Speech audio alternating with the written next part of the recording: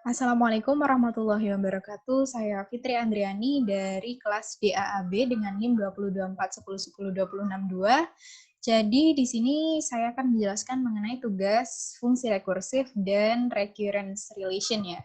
Nah, untuk soal yang pertama itu kita disuruh untuk membuat sebuah fungsi rekursif pseudocode beserta source code-nya juga ya, beserta kode dalam bahasa Python maupun bahasa Java. Nah, itu untuk menghitung, fungsi rekursif untuk menghitung penjumlahan atau SN dari suku pertama sampai suku ke N, begitu. Nah, jadi pseudocode-nya itu seperti ini, algoritma dengan nama fungsinya itu adalah SN, nama algoritmanya adalah SN, kemudian parameternya itu apa? Nah, parameternya ini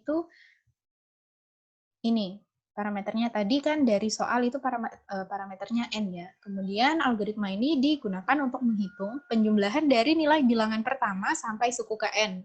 Suku ke N ini N yang kita definisikan, kita inputkan tadi menjadi parameter. Nah, ketentuannya N adalah sebuah integer atau bilangan bulat positif ya, bilangan bulat positif. Kemudian outputnya itu penjumlahan dari perhitungan bilangan pertama sampai suku ke N. Nah, begitu. Kemudian untuk badan algoritmanya sendiri ini merupakan fungsi rekursif ya. Jadi nilai n ini kan tadi kita masukkan dari parameter inputan kan. Nah, itu disimpan dalam variabel n. Kemudian ini base case-nya ya. Jadi fungsi rekursif itu kan fungsi yang akan memanggil dirinya sendiri gitu. Jadi ini ada base case-nya, yaitu apabila n tadi itu sama dengan 1. Maka kalau n sudah sama dengan 1, maka kita tinggal mereturn nilai n. Nah, selain itu kita jalankan kode seperti berikut. Return n ditambah dengan sn, n-nya tadi. Jadi ini kita memanggil fungsi rekursifnya lagi, tapi dengan ketentuan parameternya itu dikurangi 1. Jadi semisal kita memasukkan parameter n-nya itu sama dengan 6, berarti ketika kita masuk pada baris kode yang ini, itu adalah menjadi 6 ditambah dengan 6 min 1. 6 min 1 kan 5, berarti 6 ditambah dengan 5 setelah iterasi lagi, hasil dari tadi itu ditambah dengan 4 sampai ketemu base case-nya itu sama dengan 1. Setelah ketemu base case-nya sama dengan 1, kemudian di return nilai n tadi, penjumlahan tadi, begitu. Nah, ini untuk pseudocode-nya ya. Kemudian mungkin ke algoritma menggunakan Python ya. Jadi ini berdasarkan pseudocode tadi ini sama ya. Jadi ini fungsi rekursif, kemudian ini base case-nya, kemudian ini fungsi rekursifnya. Nah, setelah dijalankan, berdasarkan soal kan kita disuruh untuk menghitung suku ke N sampai suku ke 6 kan. Nah, setelah dijalankan hasilnya adalah, sebentar, hitung not defined. Oh ya, karena fungsinya telah saya ganti jadi SN. Maaf. Ini juga SN ya. Nah, sehingga setelah dijalankan, maka hasilnya adalah N sama dengan 21, yang artinya jumlah SN, penjumlahan dari suku pertama, suku kedua, sampai suku ke N atau suku ke-6, itu hasilnya adalah 21. Nah, kemudian lanjut ke ini pohon rekursifnya ya. Nah, untuk pohon rekursifnya tadi, itu kan dari fungsi rekursif ini, kita dapatkan nilai N sama dengan 6. Nah, kemudian setelah itu, N-nya tadi 6 kan, ditambah dengan fungsinya, dengan parameternya itu dikurangi dengan 1. Itu untuk setiap iterasi, sehingga pada iterasi pertama, itu akan didapatkan N ditambah dengan N-1, yaitu 6 ditambahkan dengan 6-1, yaitu 5. Nah, setelah iterasi kedua, itu yang N-nya tadi 6, dikurangi 1 jadi 5, sekarang 5. Setelah masuk iterasi kedua, maka parameternya dikurangi 1 lagi, sehingga tinggal jadi 4. Kemudian 4 dikurangi 1 lagi jadi 3, dan seterusnya sampai ketemu base case-nya. Nah, setelah ketemu base case-nya N sama dengan 1 tadi, baru kemudian itu dihitung. Nah, dihitungnya itu ke atas. Dihitungnya itu ke atas sini ya. Ke atas sini. Nah, itu sama dengan alurnya itu seperti ini. Jadi tadi yang nilainya itu 1 ditambah 2, kan sama dengan 3, kemudian masuk ke atas lagi, ditambah 3 sampai ketemu di atas ini, itu hasilnya seperti yang kita hitung tadi, 21 ya. Nah, kemudian masuk soal ke yang rekursif kedua, yaitu buatlah fungsi rekursif untuk menentukan apakah string itu merupakan sebuah palindrom atau tidak. Jadi palindrom itu adalah sebuah kata atau sebuah string semisal dibaca dari depan atau belakang itu akan menghasilkan bunyi atau menghasilkan kata yang sama begitu ya. Nah, untuk algoritma untuk pseudocode-nya sendiri untuk fungsi untuk algoritma rekursif palindrom itu seperti ini. Jadi dideklarasikan seperti biasa algoritma, kemudian nama dari algoritmanya itu apa, palindrom dengan parameter inputannya itu merupakan sebuah string berupa str. str ini variabel ya. str variabel, kemudian fungsi dari algoritmanya sendiri itu adalah memeriksa apakah inputan berupa string tadi itu merupakan palindrom atau bukan. Untuk ketentuan parameternya sendiri atau inputannya sendiri itu adalah berupa string. Kemudian outputnya itu true jika inputan termasuk palindrom dan false jika bukan. Nah, ini merupakan badan dari algoritmanya sendiri. Jadi jika n kurang dari sama dengan 1, jadi n ini sebenarnya panjang dari stringnya ya, len dari str, variabel str gitu. Jika panjang dari variabel stringnya itu kurang dari sama dengan 1, maka return true. Selain itu ya,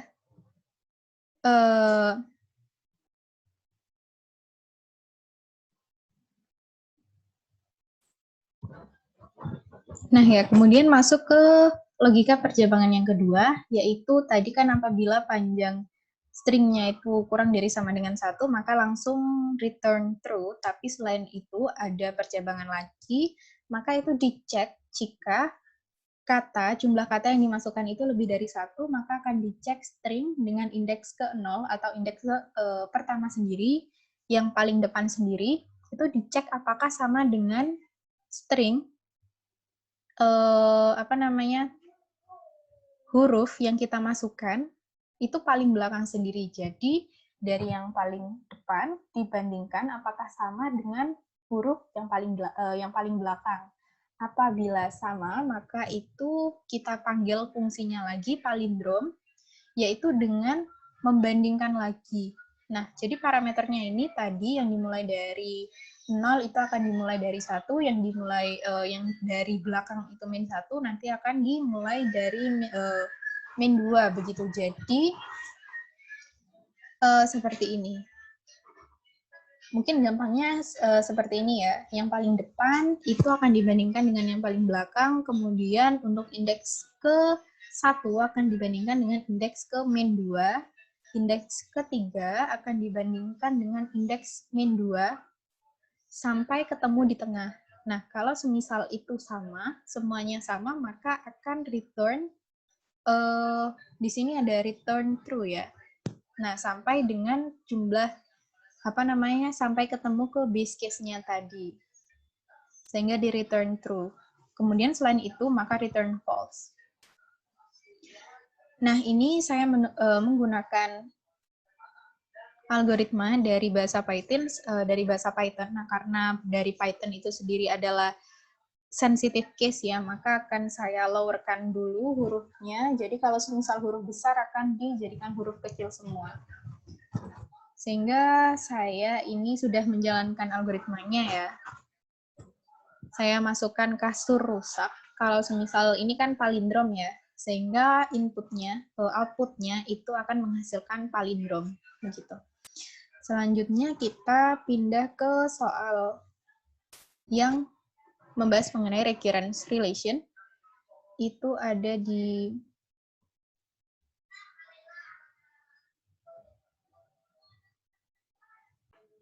Nah ya, untuk tugas dari recurrence relation-nya sendiri adalah ini ya. Jadi kita disuruh untuk menyatakan baris berikut ini dinyatakan ke dalam bentuk persamaan langsung begitu. Jadi ini kan dalam bentuk recurrence relation ya. Jadi kita disuruh untuk mengubahnya ke dalam bentuk persamaan langsung begitu. menggunakan indeks. Ya, jadi langsung saja ke soal yang pertama. Nah, soal yang pertama itu kan sebentar. Nah ya, soal yang pertama itu kan adalah UN sama dengan UN-1 ditambah 2, itu dengan suku pertamanya itu sama dengan 5. Nah, langkahnya itu adalah yang pertama, cari pola umum dari UN. Cara untuk mencari pola umum dari UN itu kita mulai dari ininya dulu ya, rumus UN-nya. Rumus UN-nya sendiri kan UN sama dengan UN-1 ditambah dengan 2. Jadi, untuk mencari suku ke N, itu kita cari suku sebelumnya ditambah dengan 2. UN-1 ditambah dengan 2. Berarti bisa dilihat bahwasannya untuk baris data ini, baris suku ke ini itu memiliki selisih 2. Begitu ya untuk tiap barisnya, untuk tiap sukunya. Nah, kemudian yang UN-1 ini kita jabarkan lagi. Sebenarnya UN-1 itu UN-2 berapa begitu. Jadi seperti ini. Nah, UN-1 itu kan sama dengan UN sebelumnya atau UN-2 ditambahkan dengan 2 kan? Ya kan? Karena ini merupakan apa ya? Dengan memiliki selisih 2 begitu untuk setiap sukunya. Jadi UN-1 itu sama dengan suku sebelumnya ditambah dengan 2. Begitu juga dengan UN-2. UN-2 itu sama dengan suku sebelumnya ditambah dengan 2, yaitu UN-3 ditambah dengan 2. Sehingga didapatkan pola umumnya itu seperti ini. Untuk UN-2 itu kan sama dengan 2 sama dengan 2. Ini kan sama dengan 2 ditambah 2 ya. 2 kali 2, ini juga 2 ditambah 2 ditambah 2, berarti sama dengan 2 kali 3, sehingga bisa didapatkan rumus 1 atau pola umumnya dari UN ini adalah UN sama dengan UN-1. Ini ya, UN-1. Oh, maaf, UN-I maksudnya. UN-I ditambah dengan 2 dikali I. Nah, seperti itu. Kemudian langkah selanjutnya yaitu mengambil initial condition. Nah, initial condition tadi kan U1-nya sama dengan 5 kan? Dari yang ini kan. U1-nya sama dengan 5, kemudian U1 sama dengan 5 itu disubstitusikan ke dalam rumus ini. Ke dalam UN-I-nya. Nah, jadi seperti ini. Rumusnya kan awalnya UN sama dengan UN-I ditambah 2I kan. UN-I-nya ini disubstitusikan dengan initial condition-nya, yaitu 5, sehingga jadi UN sama dengan 5 ditambah 2I. Nah, ini jadi rumus yang kedua. Kemudian, ada syarat bahwasannya U1 itu harus sama dengan UN-I, sehingga didapatkan ini 1 kan, 1 indeksnya sama dengan N-I. Harusnya begitu kan persamaannya, sehingga didapat nilai I sama dengan N-1. Nah, setelah itu langkah selanjutnya yaitu mensubstitusikan I tadi, I yang sudah kita dapatkan ini ke dalam rumus yang kedua. Nah, rumus kedua tadi kan ini yang ini ya, UN sama dengan 5 ditambah 2I. Sehingga I-nya itu diganti dengan N-1. Sehingga untuk rumus langsungnya dengan indeks itu didapatkan hasil 2N plus 3. Nah, untuk soal selanjutnya, soal yang kedua itu adalah UN sama dengan UN per 2 ditambah dengan 5. Dengan initial condition-nya itu U1 sampai dengan 4. Langkahnya sama seperti tadi, yaitu dicari pola umumnya, pola dari UN-nya, yaitu UN sendiri kan UN per 2 ditambah dengan 5. Sehingga ini kan sama dengan UN per 2, UN per 2 itu kan sama dengan UN per 2 atau apa ya?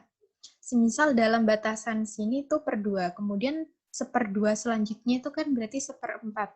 Nah, itu kan berarti dari UN-nya kan itu ada apa ya? Selisih 5/5 begitu. Jadi ini untuk setiap penjabarannya itu kan ada selisih 5, sehingga untuk UN per 2 itu sama dengan UN per 4 ditambah dengan 5. Karena ini semisal kita ambil contoh ya, kita ambil contoh U1-nya kan diketahui 4. Kemudian Berarti untuk suku keduanya bisa diketahui dari sini, karena suku kedua kan sama dengan UN per 2, sama dengan suku ke-1 ditambah dengan 5. Berarti suku keduanya sama dengan 4 ditambah 5, yaitu 9. Nah, seperti itu. Berarti ada selisih 5. Nah, ini ya. Sehingga didapatkan untuk pola umumnya UN sama dengan UN per 2I ditambah dengan 5I. Nah, ini pola umumnya. Selanjutnya, seperti biasa, yaitu initial condition-nya, yaitu 4, itu disubstitusikan ke rumus yang ini. Nah, sehingga didapatkan ini diganti dengan 4 ditambah dengan 5I. Nah, ini jadi rumus 2. Setelah itu, ada persyaratan lagi di mana suku N per 2I tadi itu harus sama dengan suku pertama kan. Nah, berarti didapat persamaan N per 2I sama dengan 1, sehingga I sama dengan N per 2. Nah, kemudian disubstitusikan lagi ke rumus kedua, I-nya tadi. Nah, rumus kedua kan 4 ditambah 5I ini, sehingga I-nya diganti dengan N per 2, sehingga didapatkan nilai dari rumus langsungnya menggunakan indeks tadi itu adalah 4 ditambah 5N per 2. Selanjutnya untuk soal yang ketiga, yaitu UN sama dengan 2 UN min 2 ditambah UN min 1 sama dengan untuk initial condition-nya ini adalah U1 sama dengan 2, U2 sama dengan 3. Nah, ini itu masuk ke mana ya? Saya lupa namanya. Intinya kalau yang soal ke 1 dan 2 tadi kan itu hanya dipengaruhi atau dapat diketahui dengan satu indeks sebelumnya. Nah, kalau ini itu diketahui dari 2 indeks sebelumnya. Ya, begitu. Kemudian jadi untuk step-nya itu juga agak berbeda. Nah, ini step yang pertama itu yang sebelah kanan itu dipindah ke kiri sehingga jadi persamaan kuadrat. Yang ini ya, untuk persamaan yang ini itu dipindah ke kiri semua, ke ruas kiri sehingga didapatkan UN-1 UN dikurangi UN-1 dikurangi 2 UN-2 sama dengan 0. Kemudian untuk UN-nya itu diganti jadi R. Untuk setiap UN itu diganti jadi R, dengan UN yang terbesar itu diganti dengan pangkat kuadrat. Nah, UN yang terbesar itu yang mana? Yang ini kan, karena yang ini kan dikurangi 1, yang ini UN-nya, N-nya dikurangi 2 begitu. Sehingga ini yang paling besar ya. Sehingga UN ini diganti jadi R kuadrat, ini diganti jadi R, kemudian yang UN ini seharusnya besar ya, UN-nya besar kan, seperti ini. Nah, untuk UN-2-nya ini diganti jadi R pangkat 0. Nah, karena R pangkat 0 itu sama dengan 1, jadi tidak usah dituliskan, cukup 2-nya saja. Gitu. Sama dengan 0. Nah, setelah itu kita cari akar-akarnya, yaitu dengan di akar-akar. Cari akarnya seperti ini, sehingga diketahui R1 sama dengan 2, atau R2 itu sama dengan min 1. Nah, ini diketahui definitnya ya, kalau tidak salah. Itu D-nya, angka D-nya lebih dari 0, sehingga memiliki 2 akar yang positif. Nah, setelah itu, karena kita ketahui kalau D-nya itu lebih dari 0, rumus D ini kalau tidak salah B kuadrat min 4AC ya. Nah, setelah dicek lebih dari 0, berarti kita menggunakan rumus yang pertama. Nah, rumus yang pertama itu kan ini, UN sama dengan AR1 pangkat N ditambah BR2 pangkat N. Sehingga untuk R1-nya tadi kan didapat 2. Untuk R2-nya diketahui didapat min 1. Setelah itu kita kembali ke kondisi pertama, ke apa namanya, yang ini ya. U1 sama dengan 2, U2 sama dengan 3. Kemudian untuk persamaan yang didapat ini itu kita eliminasi sehingga akan kita dapatkan nilai A sama nilai B-nya. Di sini nilai A-nya didapat 5/6, kemudian nilai B-nya min 1/3. Kemudian langkah selanjutnya yaitu mensubstitusi nilai A dan B tersebut ke dalam rumus pertama. Rumus pertama tadi kan ini ya, yang kita dapatkan dari rumus pertama. Berarti jadi A-nya diubah jadi 5/6, B-nya diubah jadi min 1/3, sehingga tidak saya itu ya, tidak apa namanya, tidak saya sederhanakan. Nah, jadi untuk rumus umumnya itu didapatkan hasil seperti ini. Ya, mungkin itu saja yang dapat saya sampaikan. Untuk kurang lebihnya mohon maaf. Terima kasih. Wassalamualaikum warahmatullahi wabarakatuh.